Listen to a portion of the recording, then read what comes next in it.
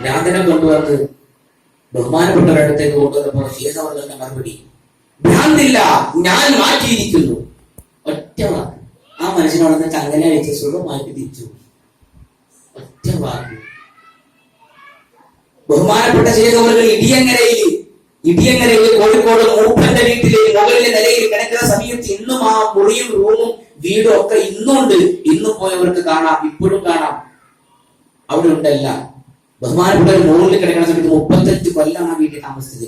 10 കൊല്ലം താഴോട്ട് ഇറങ്ങിയിട്ടില്ല, മുകളിൽ തന്നെയായിരുന്നു. 10 കൊല്ലം ബഹുമാനപ്പെട്ട തങ്ങളുപ്പാപ്പ ഇന്നലെ പറഞ്ഞില്ലേ, കുളിക്കണ വെള്ളത്തിന് ക്യൂ ആയിരുന്നു. ബഹുമാനപ്പെട്ടവര് കുളിച്ച് വീഴണ വെള്ളത്തിന് ക്യൂ ആയിരുന്നു.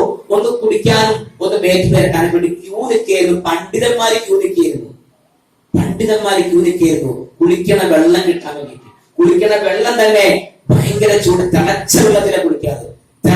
തിളച്ചാ പോലെ തുള്ളണം എന്നാ പറയുന്നത്. തിളച്ചിങ്ങനെ തുള്ളണ വെള്ളത്തിലെ കുളിക്കുള്ളൂ. എന്തൊരു തണുപ്പെന്നാ പറയാ കുളിപ്പിച്ചു കൊടുക്കണം. ആ വെള്ളം കുടിക്കാനും ക്യൂ നിൽക്കുകയായിരുന്നു ആളുകൾ. അങ്ങനെ ആ ഇടിയങ്ങര പള്ളിയുടെ മുകളിലേക്ക് ഒരു മനുഷ്യനെ കൊണ്ടുപോയി. ദൃക്സാക്ഷികളാണ് ഇതൊക്കെ, ദൃക്സാക്ഷികൾ. ഒരു ദിവസം 900, 700, 800, 900 ആളുകൾ ഒരു ദിവസം ബഹുമാനപ്പെട്ടവരെ കണ്ടിരുന്നു. ഒരു ദിവസം കാണാൻ 1 മിനിറ്റ്, 2 മിനിറ്റ്, കൂടിപ്പോയാൽ 2 3 മിനിറ്റ്. അതിൽ കൂടുതൽ ആൾക്കും സമ്മതമില്ല. ചില ആളുകൾക്ക് മാത്രം കുറച്ച്, പ്രത്യേക ചില ആളുകൾക്ക് മാത്രം.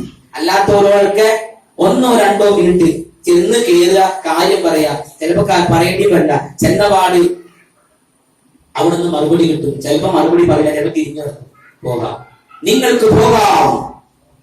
അത് പറഞ്ഞങ്ങനെ പോവാം, അതൊന്നുമില്ല. എന്താണോ വായിന്ന് വരുന്നത് അള്ളാഹുവിന്റെ കുതിരത്ത്, അള്ളാഹുവിന്റെ കലാമായിട്ടാ വരിക. അത് അങ്ങനെ തന്നെ നടക്കുള്ളൂ. അപ്പോ തളർവാദം പിടിച്ചുകൊണ്ടുപോയാൽ ഈ മനുഷ്യനെ എല്ലാവരും നോക്കി നിൽക്കുകയാണ്. ആളുകളെ കൊതിക്കുമ്പോ എടുത്തുകൊണ്ടാണ് കണ്ടവർ എന്നോട് നേരിട്ട് പറഞ്ഞതാണ്, നിങ്ങൾക്ക് പിന്നെ അന്വേഷിക്കുക. ബഹുമാനപ്പെട്ടവരെ കണ്ടവരിൽ ഇന്നും ജീവിച്ചിട്ടുണ്ട് ഒരുപാട് ആൾക്കാർ. മടവൂരിൽ നിങ്ങൾ പോയി നോക്ക്. മടവൂരിന്റെ പരിസര പ്രദേശങ്ങളിൽ ഒരുപാട് ആളുകൾ ഇപ്പോഴും ജീവിച്ചിട്ടുണ്ട്. മടവൂർ ഷെയ്ഖുമായി ബന്ധമുള്ളതേ തങ്ങൾ കണ്ടിട്ടുള്ളതാണ്. അങ്ങനെ മടവൂർ ഷെയ്ഖിനെ കണ്ടവര്, അനുഭവങ്ങൾ ഉള്ളവര്, ദൃക്സാക്ഷികൾ ആയിരക്കണക്കിന് ആളുകൾ ഇന്നും ജീവിച്ചിരിപ്പുണ്ട്. ചരിത്രങ്ങൾ ആർക്കും ഇനി നിഷേധിക്കാൻ പറ്റില്ല, അത്രയും വലിയ ചരിത്രങ്ങളാണ്. അങ്ങനെ എല്ലാവരും നോക്കി നിൽക്കെ ബഹുമാനപ്പെട്ടവരുടെ അന്തരത്തിലേക്ക് ഒരു മനുഷ്യനെ എടുത്തുകൊണ്ട് കയറ്റിക്കൊണ്ടുപോയി. അവിടെ ചെന്നപ്പോ ബഹുമാനപ്പെട്ടവരടുത്ത് ചെന്നപ്പോ നടക്കാനോ നിൽക്കാനോ ഒന്നിനും കഴിയാത്ത മനുഷ്യനെ ശേഖ് അവറുകൾ ചെന്നപ്പോൾ, ഇവിടെ ഇരിക്കൂ. എവിടെ? കട്ടുമ്പിരിക്കാൻ അയാളുടെ ഇവിടെ ഇരിക്കൂ. ആളവിടെ ഇരുന്നു. അപ്പൊ തളർവാദം മാറി. നിങ്ങൾക്ക് അസുഖമില്ല, നിങ്ങൾക്ക് തളർവാദം മാറി, നിങ്ങൾക്കൊന്നുമില്ല, നിങ്ങൾക്ക് പോകാം.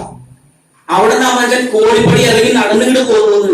എത്രയോ വർഷങ്ങളായിട്ട് നടക്കാത്ത മനുഷ്യൻ അവിടെ നിന്ന് കോഴിപ്പടി ഇറങ്ങി നടന്നാണ്ട് പോകുന്നത് അത്ഭുതമാണ്, അത്ഭുതം. ഞാൻ ദർസിൽ പഠിക്കുമ്പോൾ ഭക്ഷണം കഴിച്ചിരുന്നത് ഒരു വീട്ടില്. ആ ഭക്ഷണം കഴിച്ചിരുന്ന വീട്ടില് 2 ആൺകുട്ടികൾ. അത് യാദൃശ്ചികമായിട്ട് ഞാൻ എവിടെ ചെന്നാലും ഒരു കാലത്ത് ചോദിക്കുമായിരുന്നു, നിങ്ങൾ CM-നെ കണ്ടിട്ടുണ്ടോ എന്ന് ചോദിക്കും.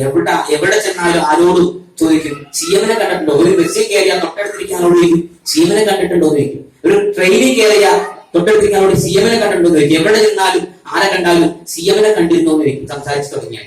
അങ്ങനെ ഒരു പതിവുണ്ടായിരുന്നു അന്ന്. അപ്പൊ ഞാൻ ദർശി പഠിക്കുമ്പോ ആ വീട്ടിൽ ചെന്നപ്പോ ഉമ്മാനോട് ജസ്റ്റ് CM-നെ തന്നെ കണ്ടിട്ടുണ്ടോ എന്ന് ചോദിച്ചു. അപ്പൊ ഉവ്വ, ഞാൻ പോയിട്ടുണ്ട് മോനെ, ഞാൻ ഇത്രയും വർഷം ദർശി പഠിക്കുമ്പോൾ ഭക്ഷണം കഴിക്കാൻ വീട്ടിൽ ഞാൻ പോയിട്ടുണ്ട് എന്ന് വെച്ച് പോയത്.